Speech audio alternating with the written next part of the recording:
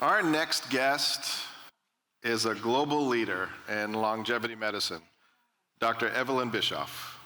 Based in Shanghai, in Zurich, she's a pioneer in clinical longevity practice, president of the Healthy Longevity Medicine Society, medical director of the Sheba Longevity Institute, and a physician whose mission it is to bring precision medicine and longevity science into everyday healthcare. She'll speak on the clinical application of longevity medicine, showing us how the science of aging can translate directly into better health for all. Please welcome Dr. Evelyne Bischof. Welcome everyone, such a great pleasure, true honor. And I'm really excited, just like pretty much all the speakers here, I believe, that this meeting is not only an event about longevity medicine, longevity science, and bringing forward people who are the same mind or people who educate themselves now about the field, but really shaping a roadmap for a nation. And I think Mauritius is one of the best examples where longevity medicine can thrive. And when I say longevity medicine or healthy longevity medicine, I really mean everything from the science through translation to the clinic, which I will be covering a bit today in my first speech. And then, of course, all of the other parts that are necessary, meaning stakeholders, policymakers, education. Grab a little more coffee. And global health at large. My part, and of course it's extremely difficult, even more difficult right now because two great speakers were before me, Dr. Khan, Professor Kennedy. I would love to share some of the insights regarding really the clinical application. We know that we have now a lot of geroscientific findings that we can translate and apply in the clinic. As Professor Kennedy mentioned, this application can be done in a safe way, but it also has to be done a lot of times in a validated way. And a lot of the things that we want to apply need also a higher level of approval from WHO and FDA.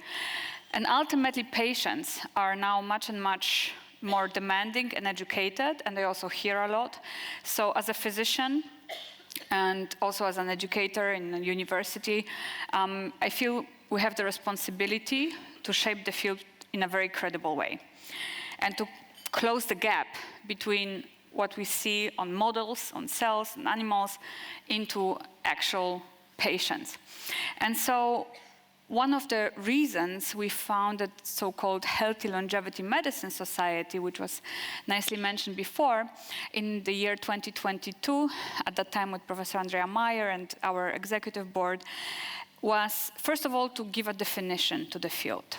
Everybody had an idea what we are doing, but there are so many terms. There's regenerative medicine, previously anti-aging, there's geroscience, there's geromedicine, there's longevity, Healthspan medicine. So ultimately we said, okay, let's just say it's a healthy longevity medicine, and what it is doing, it's optimizing. And optimizing what? It's optimizing the health span. So again, it's not about living forever, it's not about many other things. It's really about optimizing the health span along the entire lifespan by targeting age-related processes.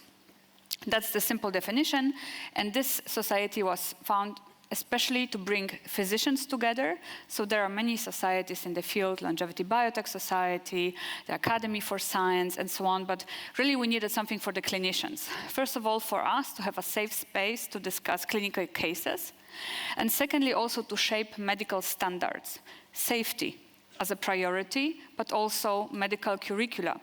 And we will talk about it, I will talk about it tomorrow. Also core competencies of physicians and associated healthcare workers, nutritionists, psychologists, and so on. That's why in this society we have a council, and in the council we have really great clinicians, Professor Barzilai, Professor Tom Rando, Professor Kirkland, and many others. And we have working groups. And one of the working groups that we have is, for example, a working group on epigenetic clocks. Another one is on education. Another one is actually on standards of accreditation of longevity clinics. And yet another one has brought up this work together. It's the first country in the world that actually has published and implemented standards for credentialing longevity clinics, was Emirates, and specifically the Department of Health in Abu Dhabi.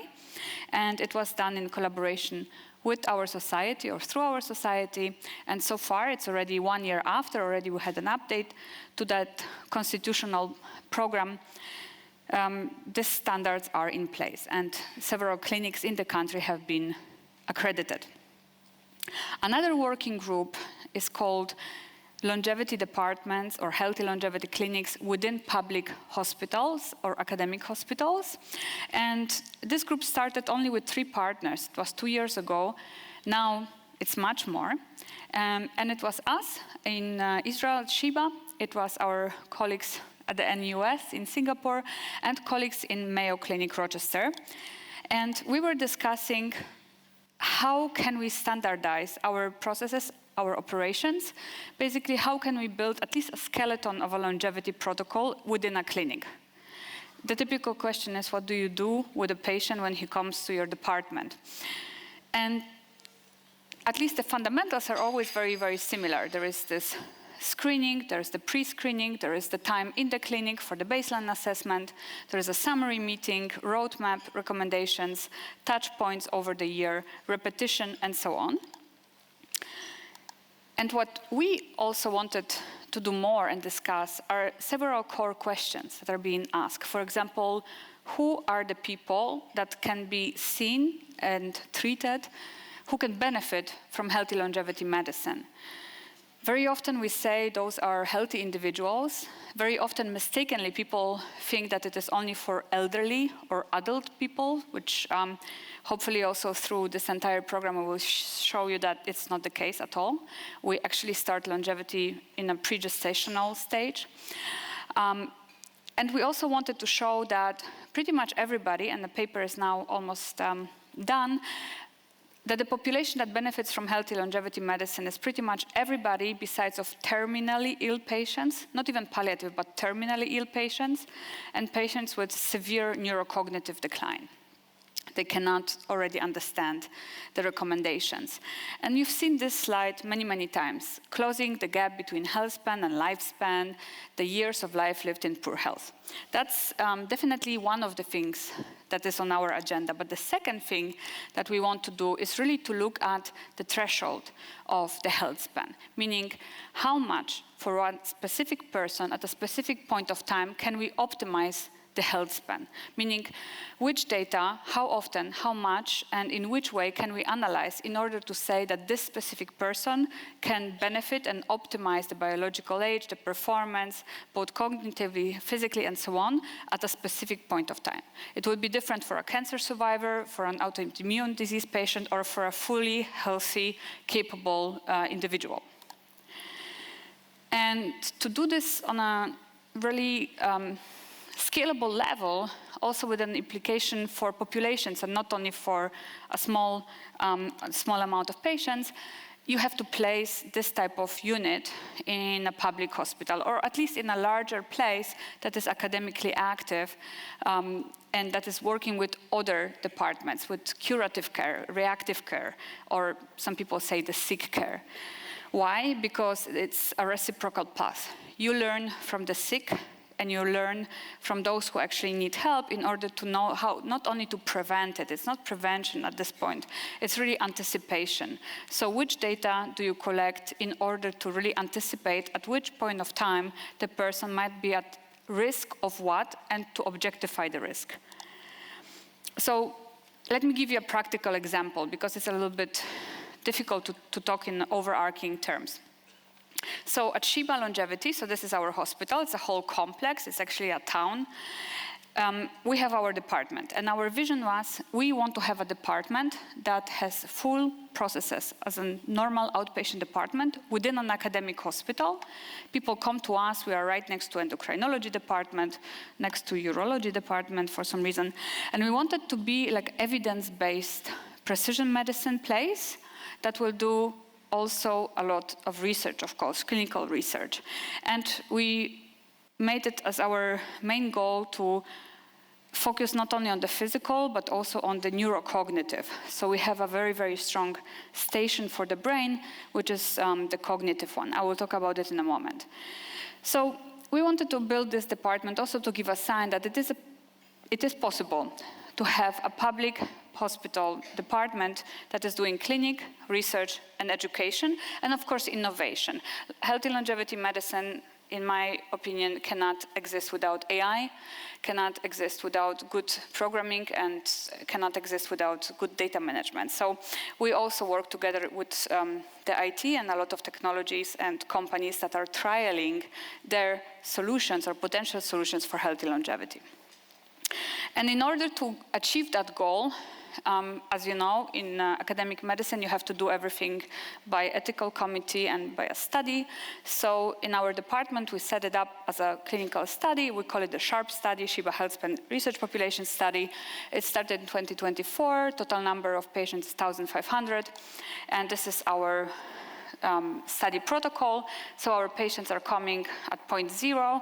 They get all the assessments. Then they are being randomized into intervention and control group. They come back after 6 months and after 12 months, and then they cross over. So intervention goes to control and vice versa to have a match control. And we hope to, of course, continue this study forever as a Framingham longevity study. So with this design, we have the framework. And then the patient is, of course, getting a 360 assessment, both on the omics data, biological aging clocks, because we need to verify them and validate them. And of course, they get assessment in 450 biomarkers of aging in many different levels on brain, psychology, sleep, menopause, andropause, stamina, musculofunctional health, sleep health, cardiovascular health, metabolic health, sensory health, and many, many others.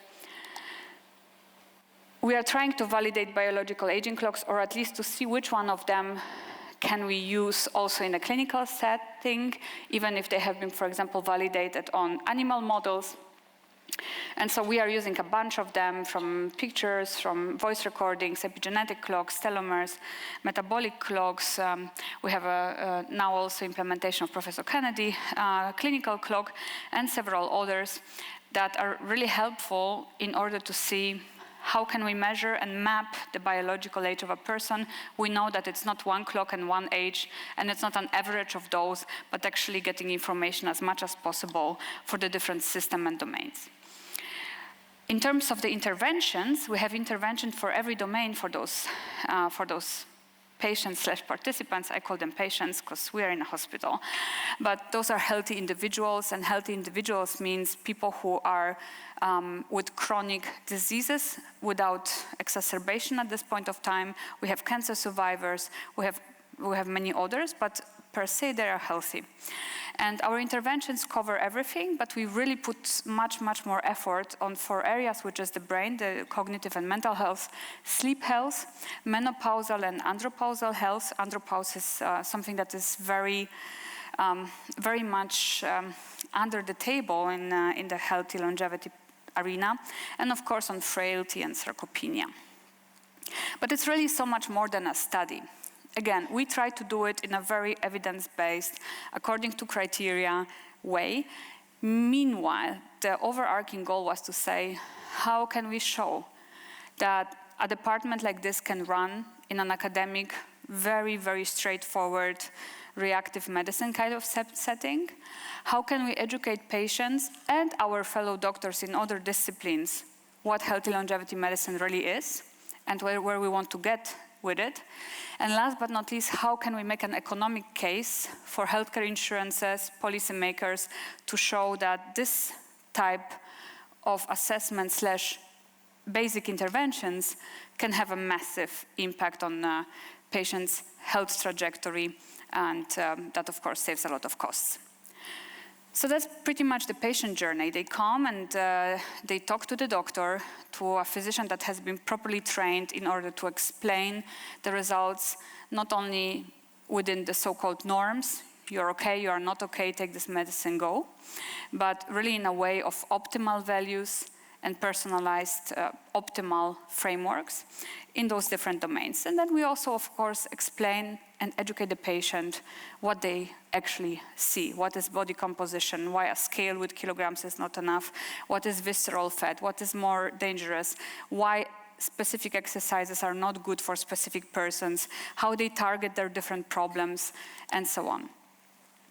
We are trying to engage patients. We know that compliance is a very big challenge in our field, and that a lot of the fundamentals in healthy longevity medicine require big compliance from patients. So we have an app that is tracking the patients and has elements also on gamification so that the patients are engaged.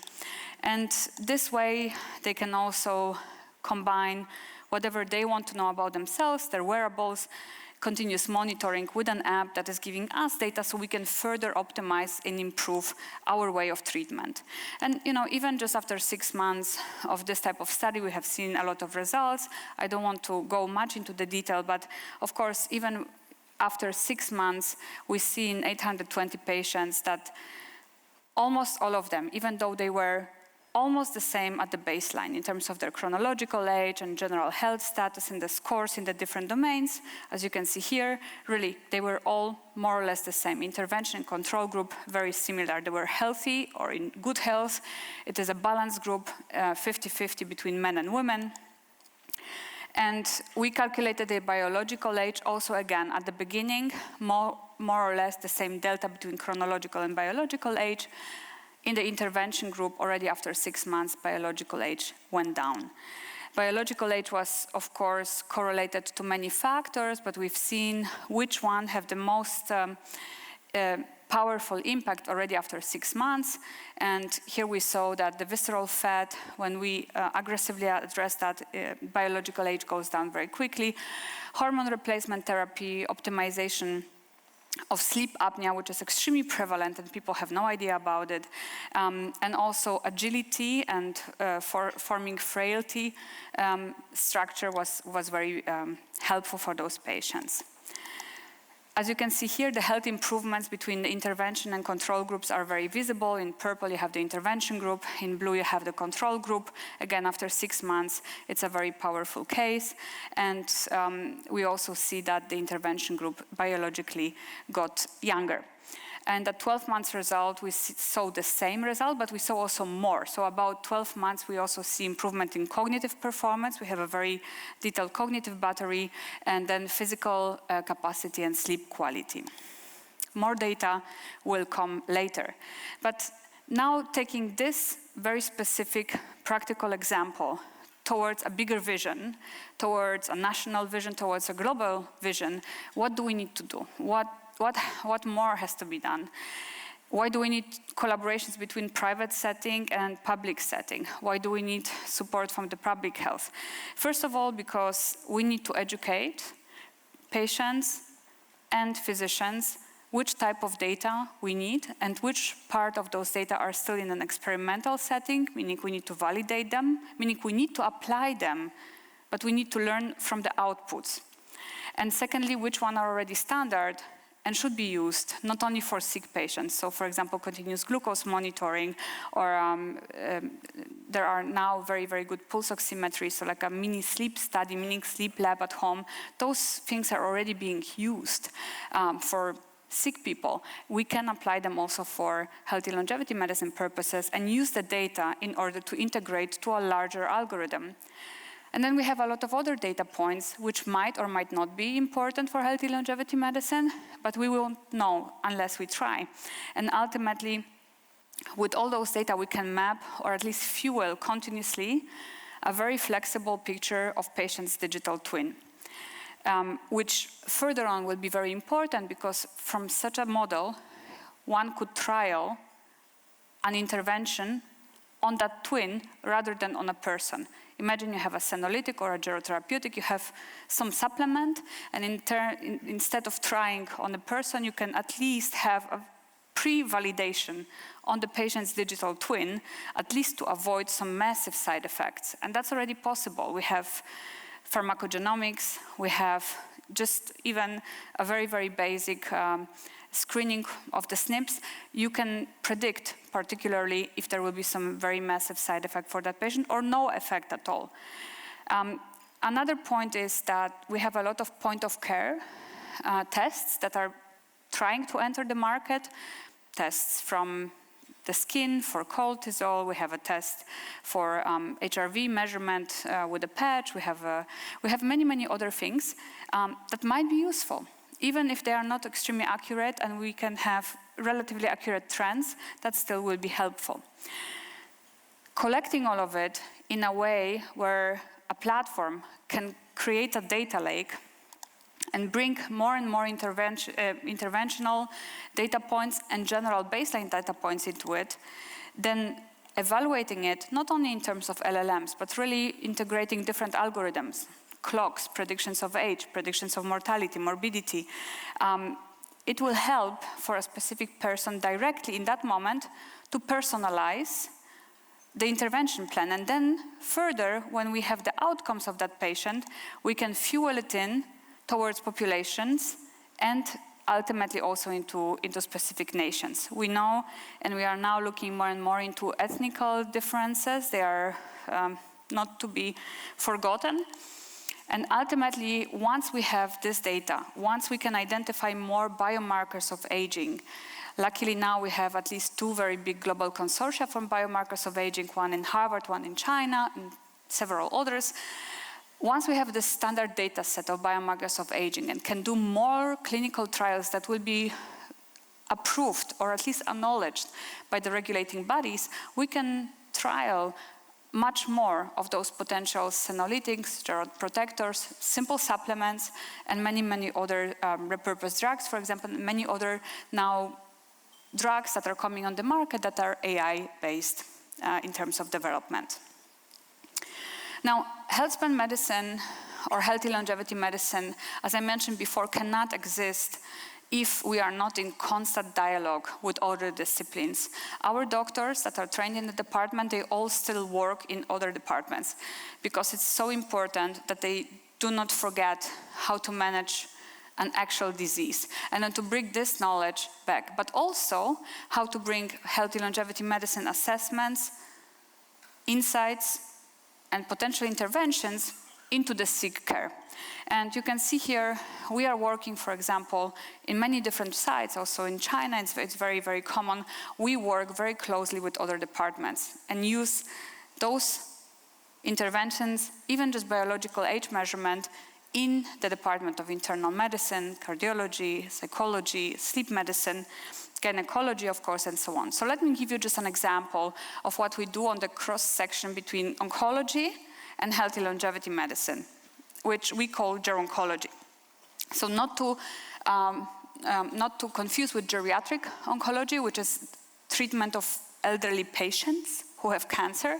Geroncology is optimizing the health span of patients who had or have cancer at any point of their journey.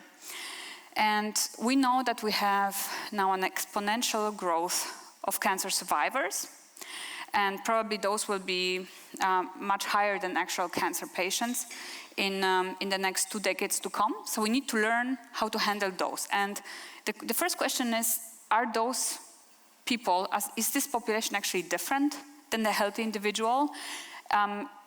Well, intuitively, as a physician, you will say, yes, they had some treatments, they have inflammation, they had cancer, for sure they have worse prognosis in the outcome in terms of biological age. Now, we checked on our cohort if that's true. And we look at the biological age of patients who are cancer survivors, who had cancer 2 years or more before they came to our assessment, and we looked at all of those 450 biomarkers of aging. And we didn't see much of a difference in the baseline. They were about the same in terms of their physical health. Even the cancer survivors were healthier than the healthy individuals. In our cohort, cancer survivors were a bit older chronologically, but when we looked at their biological age, they actually outperformed in terms of delta the healthy individuals. The difference was not statistically significant. So one of the insights was that at some specific point of time after the cancer has been controlled, the biological age goes to the same level like in healthy individuals, meaning probably the prognosis on mortality and morbidity is similar. The only difference that we saw was that cancer survivors actually have a higher prevalence of sarcopenia and frailty and some sort of chronic sterile inflammation. Meaning we didn't see it in those very acute markers like CRP, TNF, but some chronic inflammation on a lower level was present in them. So when we see at the general cohort looks similar, but when we look much deeper and do a deep dive in cancer and non-cancer patients, the cancer patients still had some sort of a higher level of inflammation. So maybe the way of targeting cancer survivors in terms of healthy longevity medicine is to look particularly at those two areas and to focus on them. Another example was our collaboration with the cardiology unit, where we used ultrasound with AI algorithm to measure biological age of the heart. That's Roy Amster, the doctor who did it, and all of the patients that we saw in this cohort, they got a normal heart ultrasound and a special heart ultrasound, ECG, and the biological age measurement in blood. This table just showing, again, at the baseline they were almost all the same, but their biological age in those 3 different clocks was different. But interestingly, they were not uniform, meaning those 3 clocks showed higher biological age, not for the same people. So they were actually, they were able to catch different problems within the same population, targeting different issues. So we saw some people who had mostly the rhythm problems, some of the other people had metabolic problems that influenced their heart, and some other people had really just a lot of a functional pump problem. What do we learn from that? We learned from that that actually we can apply a variety of biological aging clocks based on data that are very, very quickly obtainable in an internal medicine, even emergency medicine department, and had an additional factor for prognosis for patients beyond the natural sick care setting. And another one, I love it so much, we did it on a cohort on patients who got a valve replacement in the heart, TAVI, and right now this surgery is very popular in patients who are 80 plus, but still, it's a clinical decision to look at the patient, to look at the blood, and to say, we will do the surgery for you or not. So we did the biological age assessment on a cohort, on a big cohort of almost 1,400 people. We ran the biological age in 2 clocks algorithms, and we compared what are the outcomes in people who have a higher biological age before the surgery and those who have a lower biological age. And very clearly, we saw very big statistical significance for several things. Higher biological age translated, first of all, in a longer stay in the hospital. Also, it translated into higher mortality. We had the mortality data. People who had higher biological age before the surgery, they also had much more often after the surgery, kidney problems, they had more bleedings, and they also actually needed a pacemaker more often than the ones that didn't, and were at risk for in-hospital stroke after the surgery. So that was quite interesting, and I think this entire way of educating our colleagues in other disciplines, but also working with them together to see how can we help them, and not only on the other way around, is very important. I will not go much into the education, but I just want to mention it here as well, because we are talking about the roadmap and things that have to be in place. And there is no healthy longevity medicine without trained physicians, healthcare providers, and patients. So one of the resources that we have for this is, for example, Longevity Education Hub, a tool for free that was implemented a while ago in several systems, now also even in the NHS. And a lot of people took it as a base to train the entire staff, senior physicians, residents, interns, and other parts, even executives and admins. They need to understand what they are doing, because it's a different way of handling a department and treating patients. So there were already many, many learners all around the world, but I think the biggest part, and which I hope also will soon be implemented in Mauritius, is this curriculum was implemented into med schools. So we are looking at a new generation of doctors that will finish med school already knowing the basis of Healthspan, geromedicine, and geroscience, not only in terms of PhD and lab work, but actual work with the patients. And I believe this is the only way for us to scale. With this, I would like to thank you for your attention, and I'm happy to answer questions. Thank you, Evelyne. What role do you see medical education playing in preparing clinicians for this new era of precision and longevity medicine? Yes, so as I just mentioned at the end, I think education, for me personally, is one of the top priorities. There cannot be a good care for patients if physicians are not educated. There cannot be a proper communication towards population and to stakeholders without a proper education. And I think also this will help us to scale faster and to do clinical trials faster, so we can finally have some viable solutions for patients and bring interventions beyond lifestyle into clinic. Maybe time for one more question, and I think this one is really pertinent. It's local. What are the most impactful longevity diagnostics that Mauritians could realistically introduce first? Something accessible, scalable, and maybe not too costly. Mm-hmm. Yeah, I love this question. There is so much that can be done, because a lot of those diagnostics that can be implemented already are being done in different departments. Simple blood test can be just put through a biological age algorithm. Diagnostic for muscle mass and body composition can be done even without expensive DEXA testing, but with some body impedance testing and physiotherapy being properly trained for that. Sleep tests, right now, a lot of sleep tests can be done inexpensively and data are evaluated. Brain, there are a lot of cognitive tests that are very, very scalable and good in predictors.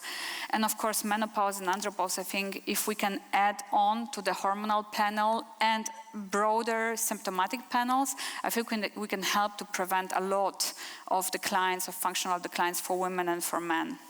Thank you so much. Thank you so much. Thank you, everyone. Thank you, everyone. Dr. Evelyne Bischof.